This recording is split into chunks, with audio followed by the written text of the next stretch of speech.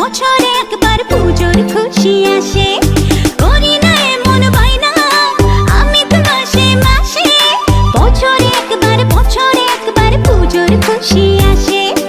আর কিছু চাই না, একটাই বায়না রেখো গয়না শাড়িতে আমি সবাইকে টেক্কা দেব। আরে এবার পুজোতে আমি সোনার ঝুমকা নেব।